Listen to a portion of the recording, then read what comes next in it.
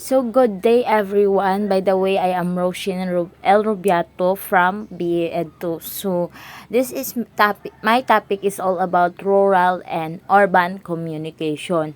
So it is what is rural communication? It is abstract. The term rural communication is generally associated with the provision of services in rural areas defined in terms of population.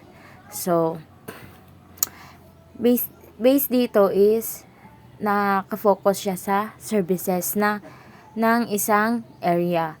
And hindi lang po siya nakabase sa area kundi sa population nito.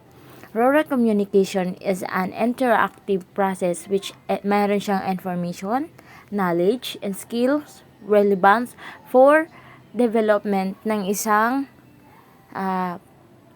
rural or which is sa mga farmers na nagtatrabaho sa isang population o isang areas. And sa urban naman means belonging to or relating to a town or city. The most of the population is an urban population. Most urban areas close to a park. So kung sa urban is nakabase siya sa nagtatabaw ng isang population or naka-focus sa tao, dito naman isa areas.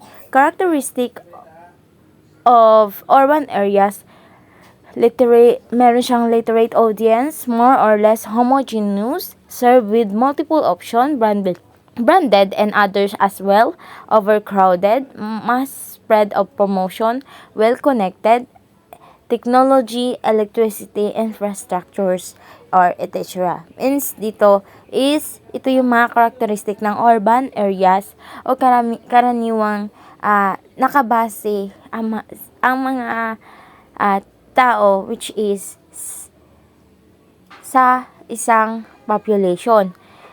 Ito rin yung mga halos ginagawa or binabasehan ng mga rural o mga tao sa isang urban areas. So what is the difference between rural and urban area? Or yung pagkakaiba nito. People who reside in a metropolitan statistical area or MSA are referred to as residents, and those who live in a non-metropolitan statistical area are referred to as rural residents. About 1/5 of the US population resides in a rural area.